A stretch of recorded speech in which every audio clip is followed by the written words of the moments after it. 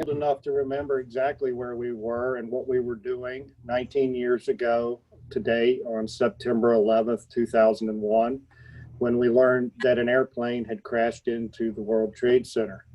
A short time later, word came that a second plane had hit the World Trade Center, and that's when everyone knew this was not an accident. We remember the internet of 2001 being brought to its knees as millions of people tried to get information all at once about what was going on. We remember gathering around the nearest TVs in our homes and offices and watching in silent disbelief as the towers burned and then ultimately collapsed before our eyes. The attacks on the World Trade Center and the Pentagon and the attempted attack of a fourth plane on Washington, D.C. resulted in 2,977 fatalities that day and over 25,000 people injured. Nearly 500 first responders lost their lives as they rushed towards the danger to help others. Today, the Rotary Club of Dublin A M remembers all of those who fell in the 9/11 attack, as well as the brave servicemen and servicewomen who have since fought to defend our way of life and the liberties that we are so blessed to enjoy as Americans. We're honored today to have Mike Close and Commander Lippold here to help us mark this Patriot Day.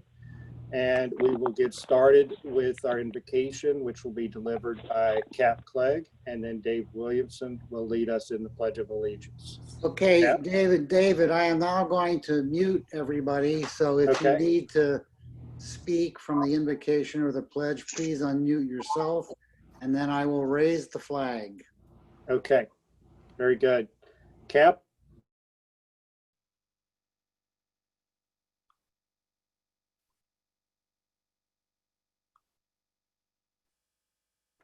Is Cap Clegg on?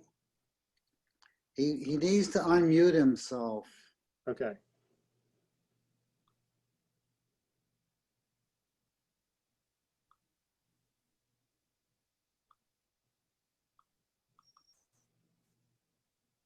I got it.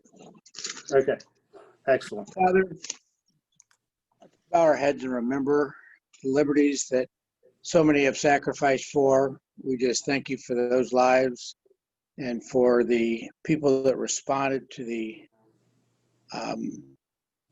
first responders that responded and ran to things that we as humans typically run away from. We don't know how to sometimes express our thanks and our emotions, but we just take time to remember and thank you for all the liberties we have. Amen. Amen. Good morning. Please rise and join me in the Pledge of Allegiance. I pledge allegiance to the flag of the United States of America and to the republic for which it stands, one nation, under God, indivisible, with liberty and justice for all. Thank you. And do we have any guests today? We got a ton of them. Okay. Would anyone like to introduce yourself or introduce your guest? Hey, David. Mike Keogh from Columbus Rotary Club has joined us this morning. Mike? Good morning. Thank you. Good morning, Mike. Thanks for being here. Veteran. This is Lori Reinbold. I'd like to introduce Kurt Brown, no longer as a guest, but a member of the club. We're very excited. He has put his application in, and the board has approved. So welcome to the club, Kurt. We're very excited to have you on board. I know you've got a lot of experience helping out in other aspects for nonprofits. So welcome to the club, Kurt. We're very happy. Welcome, Kurt. Very glad to have you as a member. Yeah, good morning. Thank you very much. I'm excited. So look forward to the discussion today. Other guests? Sorry, I can't see everybody. I can only see 9 people at a time. I do have several guests, but I don't know who is all on there. So I've invited probably about 20 or 30 people. So I don't know if they're there, if they want to speak up or not. So I saw Jeff Benton as a guest. Yeah, that's correct. County Commissioner Jeff Benton, Delaware County Library is. I invited Oldentangy Liberty Hockey Team, Cheryl Mitchell, which is Oldentangy Rotary Club, and I don't know who all else is out there. So. This is Susan B. now from the Oldentangy. Susan Binu, yeah, with Oldentangy Rotary Club as well. Thank you, Susan. Okay, well, welcome to all of our guests. Thank you for being here today. And in the interest of time, we're going to jump right into this and give our speakers as much time as possible. So I'm going to ask Calvin to please introduce our first speaker. Thank you, David.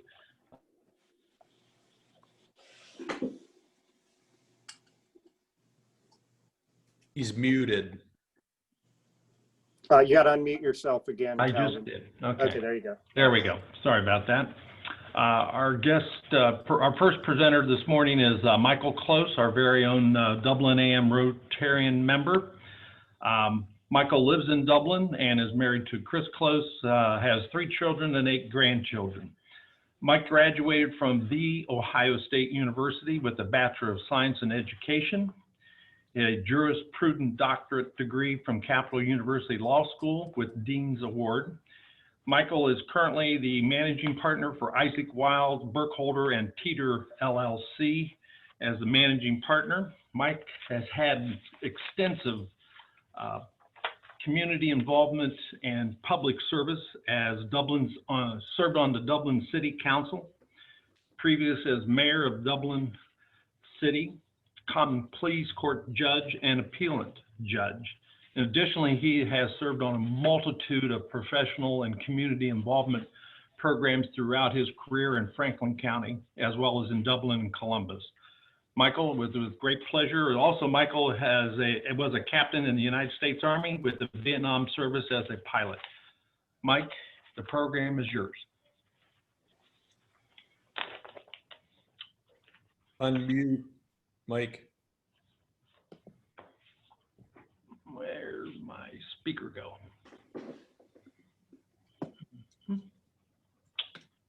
Now you can hear me. There we go. Okay, it's with great deal of trepidation that I'm talking this morning. I've certainly done numerous presentations over the years, none by Zoom, so let's see where this goes.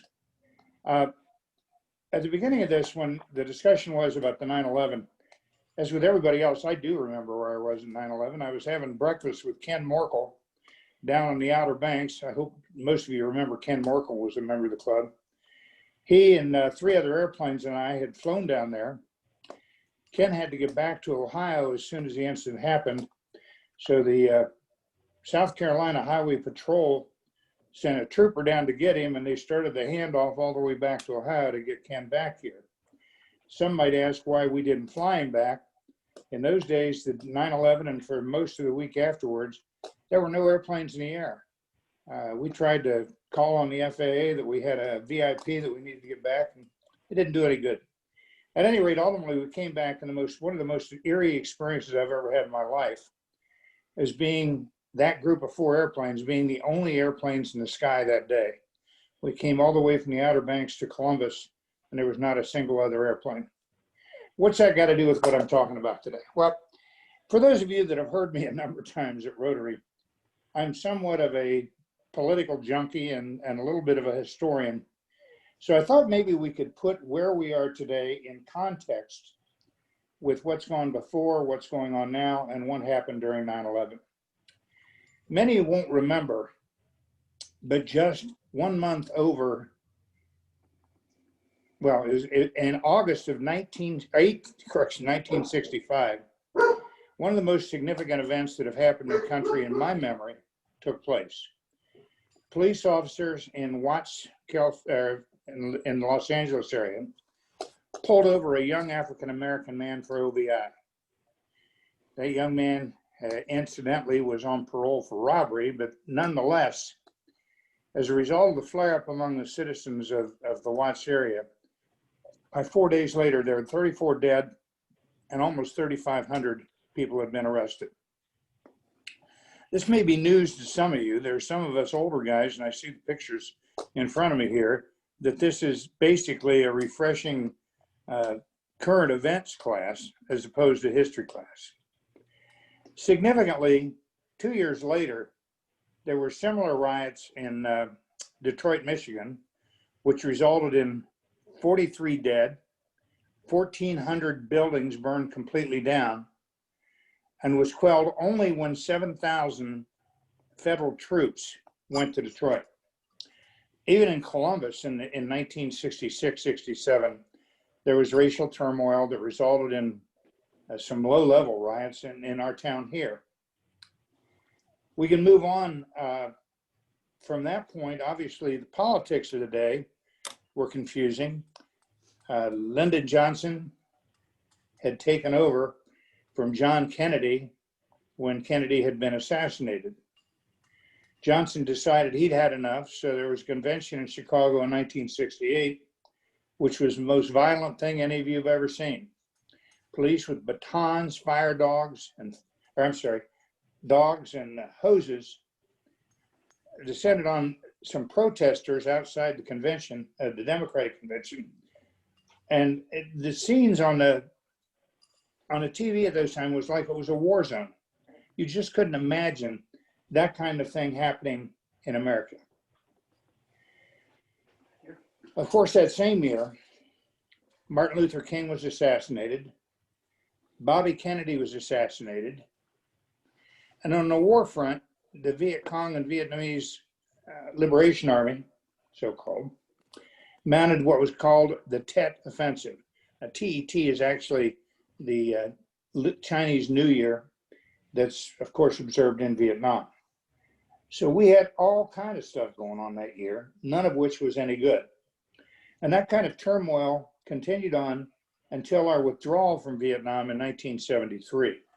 Oh, the war wasn't over for another 2 years. We were out by then. So what?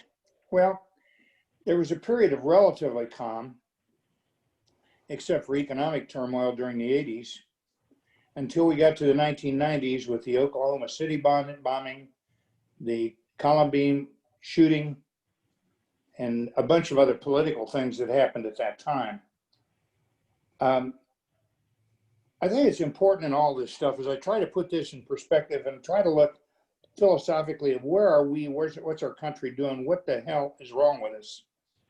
That we look back and we think maybe as much as we've seen, little has changed. If you've ever read the biography of Lyndon Johnson, he was one of the most disgusting, reprehensible, lying people that you could ever imagine being in a White House. We've had a bunch of bad ones like that. Of course, we've had some good ones. And interestingly enough, when you talk about people that are at least gentlemen, whether you like their politics or not, to be fair, you know, you've got two Bushes that were gentlemen. You've got Obama, who was a gentleman. And many have forgotten, but my personal favorite is Jimmy Carter. There's never been a more incompetent man run the office, but he was absolutely a sweetheart and remains one to this day.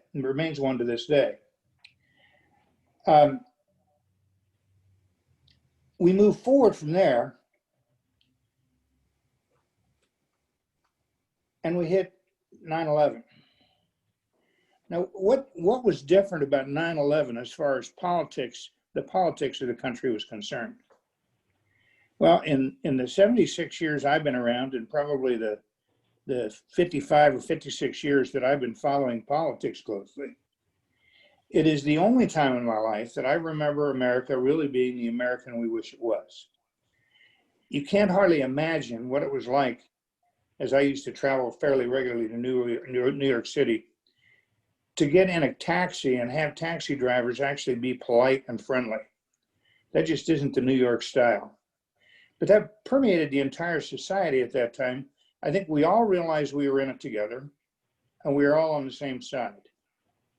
It was a wonderful, glorious moment that probably lasted, and the effects of it hung on for maybe another 13 or 14 years. And I say only 13 or 14 years because then we move forward and we have, for instance, the protests in Ferguson, Missouri, right outside St. Louis, and a continuation now of organizations protesting, and rightfully so, their various grievances. How can anybody disagree that Black lives matter, or blue lives, or all lives? But the reality is, we're being forced today as Americans to take a look at ourselves and what we've done and haven't done. And I think it's harder for us than for most people to sit here in Columbus, Ohio, or in Dublin, Ohio in particular, kind of a bubble, and appreciate what goes on in the world around us. You know, as a judge, I've seen a lot of that. It's not fun, it's not pretty, but the reality is we have issues in society that we have not met. But on the other hand, we don't need to hang our heads in gloom.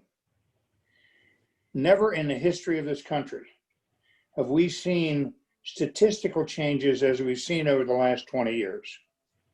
Crime is down. Training has improved for the police. Claims of abuse against police are way down. Claims of homicides by the police are way down. So it's not like we're here in a hopeless quagmire. We've got places to go. And no matter what one would say, I realize that the elephant in the room is always our president. I would posit that Trump in many ways is no worse and probably not as bad as some of the presidents we've had in the past. And I would certainly point out Johnson, Nixon. It kind of tickles me some days as a historian when I see people calling President Trump a liar and look at Tricky Dick Nixon and look at the kind of shenanigans that LBJ pulled. I mean, he stole elections. And I don't think any of these guys have done that, although some would think Trump is ready to. And I really am not talking this morning with a bent towards encouraging you to vote one way or another. I really don't care. I think my perspective at this point is that as bad as it is, it's been this bad before. And we should have hope. I would certainly hope that it would not take an incident like 9/11 to once again bring us back to realizing that we are a united country. I have absolutely no understanding of how people in Congress can be as polarized as they are. I know I tend to be fairly conservative, and I've got some very liberal friends. I cannot imagine not being able to speak to those people or work things out for those people, and I can't understand why politicians have got to be in the role they're in. So as we meet today on 9/11, I think we need to remember that while a bunch of Saudi nationals proved that you can kill Americans, they did not prove and have not shown that you can kill the American spirit. The only person that can kill that spirit is ourselves. And we do that when we fail to recognize the humanity of the people around us. When we fail to realize that just because someone disagrees with us politically, that doesn't mean they're a bad or evil person. So I leave with you this morning as we reflect on 9/11 and what it had to show us, that there is hope, we remain a great country, and that unless we allow ourselves to be destroyed by our hyper-partisanship, we'll go on to great things that we've seen in the past. Thanks. Thank you, Mike. Calvin, would you like to introduce our second speaker, please? Yes, I would. I have the honor to be able to present to you this morning our second presenter. Commander Kirk Leopold was the commanding officer of the USS Cole when it came under a suicide terrorist attack by Al Qaeda in the port of Aden, Yemen. He's not. Oh, where is he? This event is widely recognized as one of the most brazen acts of terrorism by Al Qaeda prior to September 11, 2001. Commander Leopold is a graduate of the U.S. Naval Academy and received his commission in the Navy in 1981. He served on several ships, including a tank landing ship, a guided missile cruiser, and destroyers. He attended the Navy postgraduate school where he received a Master of Science in Systems Engineering and a 1994 graduate of the United States Army Command and General Staff. Currently, Commander Leopold is the president of Leopold Strategies and is a renowned inspirational leadership speaker who focuses on organizations, businesses, on how to build a personal foundation of leadership for yourself and others around you. He is also the author of Front Burner, Al-Qaeda's attack on the USS Cole. That recounts the story of the Al-Qaeda's bombing of his ship and the continuing ramifications for our national security. Ladies and gentlemen, Commander Kirk Leopold. Good morning, Calvin. Thank you very much for that very kind introduction. The first thing I'd like to do before I begin my remarks is to really thank each and every one of you, whether you're a veteran or not. Because kind of in the pre-discussion before the meeting started, we were talking about the force that we have today and the fact that we made a decision after the Vietnam War to have young men and women choose to serve our nation, and we eliminated the draft. They actually accept that life of consequence and go out there, but they can't do it without you, the citizens. And I think Mike really touched on it in his remarks, that we as a nation truly give to each other through the ability to allow these young men and women to go forth, get trained, go out and fight our nation's war across the world. So on behalf of my crew, but also more importantly, the young men and women protecting us today, thank you for what you do in your communities, especially there in Dublin. Before I get into actually kind of my 9/11 remarks, I'm going to do a bit of a rewind because I'd like to just touch on USS Cole because I view that as a seminal event, which I'll explain in a minute. But USS Cole is an Aegis guided missile destroyer home ported in Norfolk, Virginia.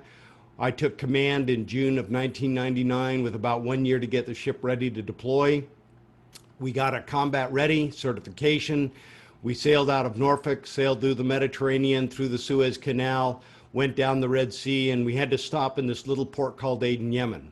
And the reason why is that sits at the southwest corner of the Arabian Peninsula, and it's kind of the halfway point between the Mediterranean and the Suez Canal and getting up into the Arabian Gulf itself, where we were going to go into Fifth Fleet headquarters to get our in-theater briefings before we'd head to the North Arabian Gulf to be able to enforce United Nations sanctions against the country of Iraq. We pulled in that morning, beautiful day, ship bowl, the harbor itself is shaped like a large bowl, made a series of right-hand turns, got into the middle of the harbor, turned the ship around and moored to a pier in the middle of that harbor, and hooked up the refueling hoses and began the import checklist. And by 10:30, we started refueling the ship and had been refueling for about 45 minutes. During the course of that, we had 3 boats come out, contracted to come out to take off trash. 2 came out, one to the middle of the ship, one back by the flight deck. We loaded them up with all the trash, plastics, and hazmat, and they left. And the 3rd boat that came out followed a similar path, turned by the bow, came down the side of the ship. As a matter of fact, a young seaman or fireman that was up there doing the overboard discharge watch to make sure we wouldn't spill fuel, watched the boat go by and thought to himself, just something isn't right. It was the same as the other boats, 24-foot outboard motor, center console, 2 guys standing in it that even stood up and waved. Next thing that young sailor knew, he was flat on his back with a face full of shrapnel, survived. But when the FBI peeled back that moment in time, what he realized as the boat went by is he had thought to himself, boy, that sure is awful clean for a garbage barge. And then the detonation occurred. That explosion blew a 40-foot hole in the side of USS Cole. It killed 17 sailors and wounded 37. But when the blast went off, it reflected off the seabed and literally lifted that 8,400 tons and 505 feet of fighting steel about 6 to 8 feet up into the right before it settled back in the water, immediately started to flood and list the port. Unfortunately, the announcing system for the ship had been knocked offline, so there was no way to tell the crew what had happened, where to go, and what to do. They immediately knew that whatever had happened was bad. They fell back on their training and immediately went out and began to organize into teams, first and foremost to do damage control. Second was to do triage effort to save their wounded shipmates. And third was to set up a security perimeter around the ship again to prevent another attack from occurring. All this was going on, and we were able to get the ship stable within a little over an hour. That day, we would evacuate 33 wounded off the ship through a variety of means, including putting them literally on a ladder leaned up against the side of the ship and sliding down the side to get to the pier where we could get them off. But we evacuated 33 wounded off the ship in 99 minutes, and of those 33, 32 had survived. So it really paid off for the crew. What would happen over the next 17 days while we were in port is we would get systems restored. We would get to the point where we actually could roll the starboard shaft to be able to get underway on our own power if we needed to, but we would be towed out of Aden Harbor on the 29th of October. Early the morning of the 30th, we'd be placed on this big heavy lift ship called Blue Marlin, and some of you have probably remembered the pictures where it was like a large floating dry dock and literally lifted us up and out of the water, cocked off at a 17.5-degree angle, because actually the deepest part of ships these days, combat ships, is the sonar dome up forward. So USS Cole got brought back to the States, took about 6.5-week journey. They didn't want to go because of force protection through the Suez Canal. So went around the Cape of Horn, up into the Gulf of Mexico, back to Pascagoula and Ingalls Shipbuilding, where it was repaired. USS Cole is actually out there defending freedom today. She has been repaired, and as a matter of fact, I've been in touch with the current commanding officer, and they are planning a wonderful memorial ceremony. Because of COVID restrictions, it'll only be the Gold Star families that will be able to attend, but it'll be Pierside, Norfolk. Because believe it or not, like 9/11 coming up on 19 years, October 12th is going to mark 20 years since the attack on USS Cole. Why was that attack different? When you look back at what happened, and Mike touched on it in a little bit of that history lesson that he was giving us, that kind of think back to how things were. The wall had fallen in the early 1990s. Everyone was busy spending their peace dividend, and we were kind of ignoring what was really happening in the world around us. We had terrorist attacks, World Trade Center 1, Khobar Towers, the embassy bombings by Al-Qaeda in Dar es Salaam, Tanzania, and Nairobi, Kenya. The attack on USS Cole on October 12th was fundamentally different. Up until that point, I've always looked back and said those terrorist attacks were attacks against buildings that housed or represented U.S. interests around the world. The attack on Cole was different because that attack by Al-Qaeda was an attack against our ability as a nation to defend ourselves. And when you try to take away the ability of a nation to defend itself, it's an act of war. And then what happened? We ended up with two administrations that did nothing. President Clinton kept raising the bar on the intelligence that he was demanding in order to do an attack. By the same token, when President Bush came in, Deputy Secretary of Defense stated it when he said, a month after they took office, the information related to the attack on USS Cole is stale. So what you ended up was a nation that was unwilling to address that metastasizing threat of terrorism that was growing in the world, its ability to be international in scope, its ability to operationally plan and conduct very complex but nonetheless lethal attacks. And 11 months after USS Cole, 9/11 occurred. Now, following USS Cole, I had received assignments. I had a normal, the investigation was done. It determined there was nothing I could have done or the crew could have done that would have mitigated or prevented that attack.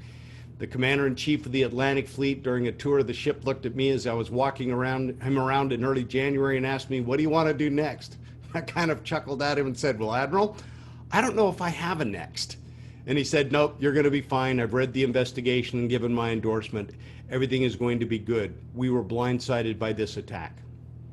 So with that, I arrived at the Joint Chiefs of Staff in July 2001. Little did I know what was going to happen. So I had had a commanding officer on a cruiser out of San Diego that was now back in Washington, that had retired from the Navy and is now working up at the CIA. He called me up and said, "Hey, Kirk, my boss, one of the assistant directors, and actually it was a guy named Charlie Allen, who was in charge of worldwide collections and how they got conducted around the world and what assets we would put in place to get that material.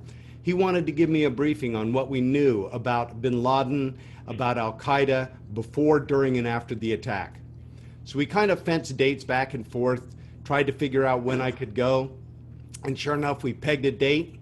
I got time off from work on the Joint Staff, hopped in my car on this beautiful fall morning, drove up north to the Pentagon, and as I arrive up there, of course, I talk to the nice, pretty camera over here.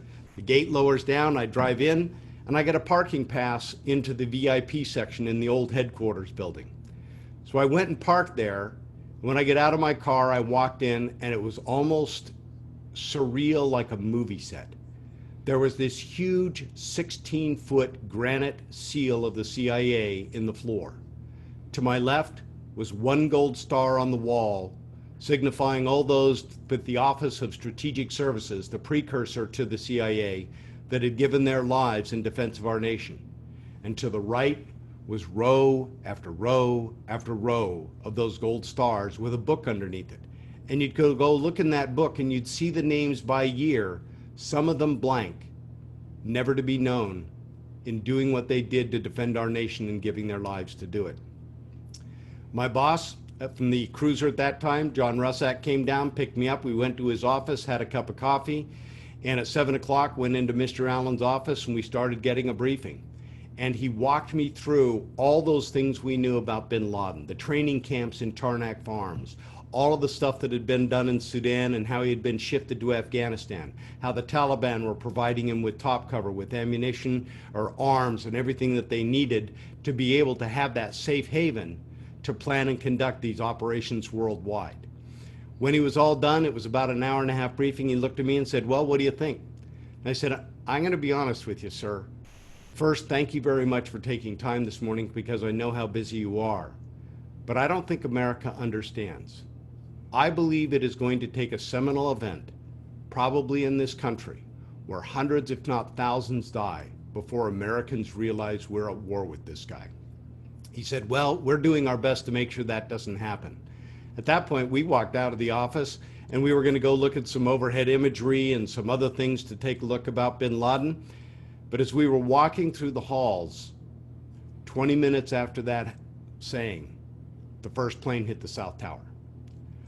I was sitting there, like most people, kind of wondering how on a beautiful fall day like this could some knucklehead sightseeing plane run into a building in downtown New York. This is just not right. John and I went into the center, or the Counterterrorism Center, CTC, to go meet a guy named Kofor Black. He was in charge at that time, still undercover and unknown to the world. As we were standing in his office getting ready to go in, we watched, like every single one of you that morning, as the second plane rolled in and hit the South Tower. Sorry, it was the north one earlier. And at that moment, our nation knew, and especially up there at the CIA, that we were at war. You watched that explosion, and that whole building suddenly went into lockdown. We got a phone call. We went in, met Mr. Black, came out.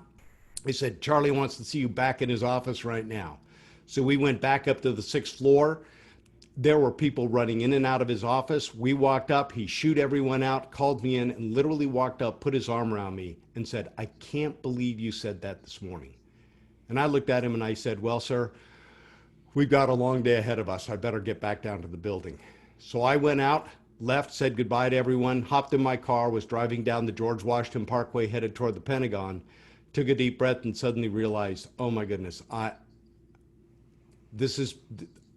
was supposed to defend my nation, and I lost 17 of my crew. Now I've got this going on. Literally, there's a stone bridge just outside before you hit the split to either go into the Pentagon or get on the George Washington Parkway headed south toward Mount Vernon. And as I came through, I was on the phone with my then girlfriend, talking to her, and she said, "The Pentagon's been hit." And as I drove through, I could see the top of the black smoke, and it was like a wall came down. Said, call my folks and let them know I'm okay. I'm going into the building to see what I can do. I'll let you know what happened. So I arrived and began to help the Arlington police direct traffic. Literally 2 times when I'm standing there, big black Suburbans with blue lights went flying by, screeched, backed up, windows came down. Guys would say, what are you doing here? Can't you get away from these guys? And it was FBI members that had responded to the attack on USS Cole that had actually been on board in Aden. But at that point, we just helped work through. And then, like Mike, talk about that eerie feeling, driving out of Washington at the height of rush hour at 5 p.m. and coming home, and for the first time seeing the collapse of the towers hit home. We were back to work the next day. We did not shut that building. The United States was a nation now at war. What's evolved since then? When you look back at 9/11, the sacrifices that our nation made by not having to pay attention to terrorism has fundamentally changed. One of the things that I think every one of us look at now is that we say there's no such thing as an international terrorism organization that doesn't have a state sponsor. Somebody allows them to move money, to recruit, to train, to transfer arms. So I think as a nation, we've evolved since 9/11. And while a lot may be going on, I view the world today through that lens of national security. Because I think that when you look back at the morning of 9/11, all of us will sit there and say, were we really thinking of our stock portfolio that morning? Were we really thinking about that one employee that is just real pain? Were we thinking about the neighbor mowing his lawn at 6:30 on a Saturday morning? No. We only had 2 questions for ourselves that morning as Americans. Is my family safe? And is my nation safe? That is still true today. National security underlines every single thing that we do. 9/11 taught us one of the most valuable lessons that, like Pearl Harbor, and while not the same, it taught us you cannot let your guard down, and that you have to sometimes make your focus look upward, outward, and toward the future, because if you don't, you will get blindsided. So for all those that we lost on 9/11, each of us should say a prayer for them today, because those lives lost are still rippling through our society today. We are stronger and better because of it, but we never should have had to have it happen. And with that, thank you very much for your time this morning, and really appreciate the opportunity to speak to your Rotary Club, Calvin. Thank you. We have a few minutes for questions. If anyone has a question for Commander Lippold or for Mike Close. You have to unmute yourself to speak. And don't be bashful, otherwise the president gets to point out people. Now that I turn on the microphone, Commander, on a couple of occasions during this talk, you've talked about what you see as the benefits of an all-volunteer Army. Don't you see some benefit in having a universal service, so that when Congress makes a decision to go fight wars, their kids are also in the service? I would say absolutely yes. And in many ways, I think we should have some form of universal service, and it should be everybody gets to do it, because I'm one of those people that kind of believe, like I wish would happen, that we'd start with a clean sheet of paper when it comes to taxes. What is something worth that you get for free? It's worth nothing. And right now we've got too few doing too much for our freedom, and the vast majority of Americans have no skin in the game except through what they may pay in the tax code. And I think that in many ways we missed an opportunity with 9/11 to make everybody aware that sacrifices need to be given by the nation. And while it was nowhere near the Pearl Harbor, which was a decapitating strike on our ability to project power in the Pacific, 9/11 clearly taught us that as a nation, we are vulnerable, but we need to have people that do. So I am very supportive of universal service, and I think it should be blind to the fact of who comes in the military. Yes, it is going to be harder having people that don't want to be there. But guess what? That's what leadership is about. It's always easy to lead when you've got people who choose to be there and it's difficult, but it also makes them lazy, because sometimes our leadership has what I call the conscript mentality still. hey, you chose to serve, you're here, you do what I tell you to do and no questions asked. That is not how good leaders in the military should be doing things.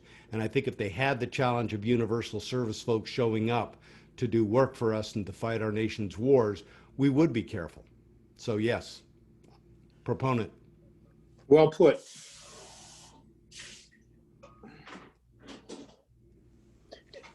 Any other questions? Yeah. Quick question. Thank you, Kirk. Would you say that the intelligence community is working with high intensity now relative to where we were in, say, 2002, 3, 4, and so on? Or would you say that that intensity has waned a bit? I think they are still working at high intensity. I think that the focus has changed.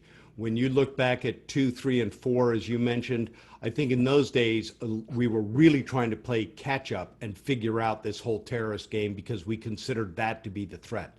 Unfortunately, in doing that, and I think this is a failure within the military, within the intelligence community, and it rippled out to the politicians, is that we took our eye off the ball of the growing threat. This country that has over 1 billion people that said, we're just a developing nation, so give us a break on climate control. We're just a developing nation and we need trade breaks. We're just a developing nation, so don't mind if we take these islands in the South China Sea. Developing nations don't put satellites landing on the dark side of the moon. Developing nations build things. And I think that it is the lack of strategic vision by the military, who are the first and foremost guardians of our nation, that has put us behind the ball when it comes to China. Terrorism kind of consumed our focus. But as I look at it in the military in our nation, we can't be one ball players. We have to do it all. We have to keep the threat of terrorism in check. I don't think we'll ever eliminate it. By the same token, we have to address the real threats that are going on with China and in what they're doing on a regional basis. They've right now has surpassed the Navy in the number of ships. And while that may be somewhat of a numbers game, and people say, well, they may have more numbers, but they're not as capable. I would just remind people to remember the Maersk, Alabama. Navy ships aren't like the Army and Air Force. I can't put bombs in a bomb bay and boots into the back of an airplane, and 24 hours later, they're on target and on the ground. Navy ships have to have both numbers and capability forward deployed on a continuous basis in order to safeguard the sea lanes of communication for the economies of the world.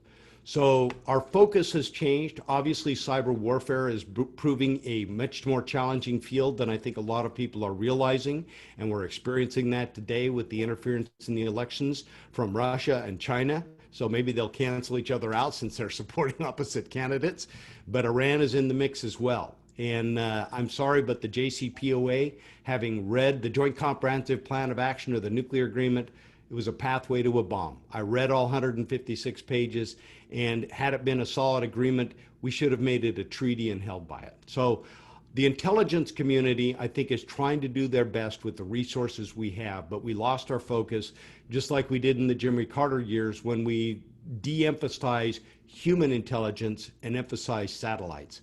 We have to have the capability to do it all.